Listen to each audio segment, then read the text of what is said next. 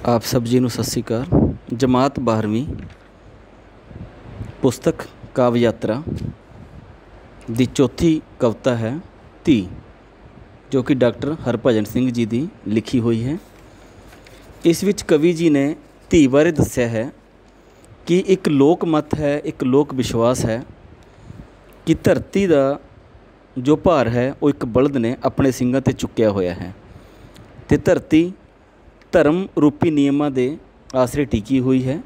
पर हुण लोकां दा धर्म नहीं रहा, तां जो विश्वास सी कि धरती हेठ एक बलद है, अगर लोकां दा विश्वास नहीं है, लोक धर्म उत्ते नहीं टिके, तो वह बलद भी हुण नहीं है, बल्कि हुण धरती का भार एक धी ने चुक्या होया है, एक इस्त्री रूप में चुक्या होया है, जो कि समाज विच रहिंदी है। पर समाज विच मर्द के बराबर का उसनूं हक नहीं है। अज भी मर्द के बराबर उसनूं अद्धा जां पौना ही दर्जा प्राप्त है। बावजूद उसदे भी वो दुखों नाल लड़दी है ते दुखों नूं चुकदी भी है। वो देवी नहीं है पर इस्त्री है ते लखां हज़ारां दुखों नूं भी वो सहन करदी है। कदे कदे यह विश्वास सी कि धरती धौल ते धर्म दे आसरे खड़ी है, पर अज यह विश्वास दे डोल जाने के बावजूद इस्त्री पहला वांग ही संसार का भार चुकी हुई है। पहले कावटोट विच कवि जी कह रहे हैं कि धरती दे हेठां धौल है, धर्म है, एक मेरी धी है। धरती तां बोझ है, दुख है, कोझ है, सहंदी है धी पर करदी ना सी।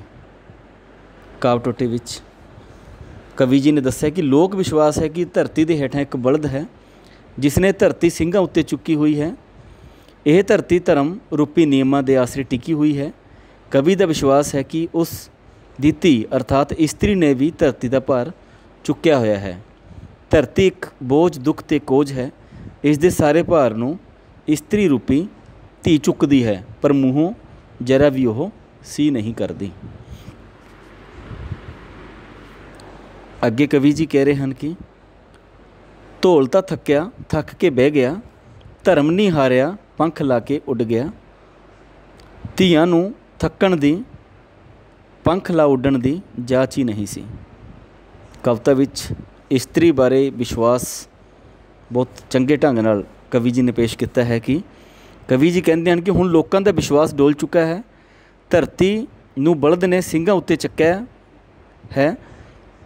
धर्म विच भी लोगों का विश्वास नहीं रहा तो वह खंभ ला के किधरे उड़ गया प्रतीत होता है। अर्थात कवि जिस विच एक व्यंग भी कर रहे हैं कि जो धरती दा सारा भार बलद ने अपने सिंघां उत्ते चुक्या है, वो तां चुक्या होया है क्योंकि असी लोग धर्म ते टिके हुए हाँ। जो असी लोगों ने धर्म भी छड्ड दिता तां बलद ने भी खंभ ला के उत्थों उडारी मार ली। परंतु धीआं यानी कि इस्त्रियां ने खंभ ला के किधरे भी उडारी नहीं मारी, क्योंकि उन्होंने उडारी मारन की जाच ही नहीं है। इस करके सारे दुखों का भार अपने सिर उत्ते चुकी रखदियां हैं। अगे कवि जी कह रहे हैं कि चतुर्मुख ब्रह्मा जी ने दुनिया बनाई, उन्हें दुख मनाए सहज भुज, उन्हां संग लड़न लई एक देवी अष्टभुजी है। पर धी तां है मनुख, वह भी अद्धी मसां पाउणी, वो दुखां संग लड़दी नहीं, दुख चुकदी है। इस विच कवि जी ने कहा है कि चार बाहां वाले चहूँ बाहां वाले ब्रह्मा जी ने दुनिया बनाई, पर उसने नाल ही हज़ारां बाहां वाले दुख भी बना दिते। उन्हां नाल लड़न लई अठां बाहां वाली देवी दुर्गा भी बना दिती। पर धी रूपी इस्त्री देवी नहीं सगों मनुख है, अते मनुख नूं भी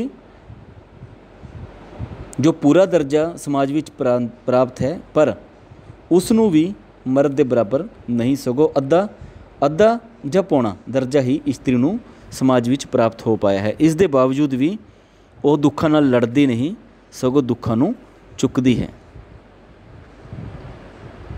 दुनिया चहूँ बाहां वाले ब्रह्मा जी ने बनाई है ते अष्टभुजी देवी दुर्गा देवी है। धी नूं अद्धी जां पौनी मनुख व्यंग नाल कहा गया है, क्योंकि समाज विच इस्त्री नूं अज भी मर्द के बराबर का हिस्सा प्राप्त नहीं हो पाया है। अगे कवि जी कह रहे हैं कि धरती दे हेठां कदे धौल सी धर्म सी हुण मेरी धी है। फिर इन्हां सतरां विच कवि जी कह रहे हैं कि जदों लोक विश्वास सी तां धरती दे हेठां एक बलद भी सी। जिद्दां ही लोक विश्वास लोग अपने धर्म तो डोल गए तां ओह भी खंभ ला के उड़ गया। पर मेरी धी पहलां भी समाज का बोझ चकदी सी, ओह अज भी चक रही है। पहलां भी भार चकदी सी, अज भी भार चक रही है। अज तां धरती दे भार नूं चुकण वाली धी रूपी इस्त्री ही है। अगे कुछ प्रश्न हैं इस दे। धी कविता का विषय वस्तु। लोक विश्वास है कि धरती के हेठां एक बलद है जिसने ਸਿੰਘਾਂ उत्ते धरती चुकी हुई है। यह धरती धर्म रूपी नियमां दे आसरे टिकी हुई है।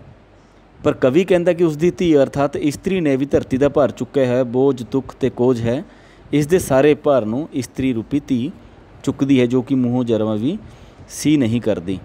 जदों तक लोक विश्वास सी तां बलद ने ਸਿੰਘਾਂ उत्ते चुक्या होया सी धरती नूं, पर हुण लोक विश्वास ही नहीं रहा तां वह भी किधरे खंभ उला के उड़ गया। पर इस्त्री अज भी भार नूं चुक्या होया है। इस्त्री ने इस दे बावजूद भी वो दुखां नाल लड़दी है, सगों दुखां नूं चुकदी है, जिसनूं कि समाज विच पूरा दर्जा प्राप्त नहीं है मनुख मर्द वांग, बल्कि अद्धा जा पौना ही प्राप्त है। धी कविता का केंद्री भाव।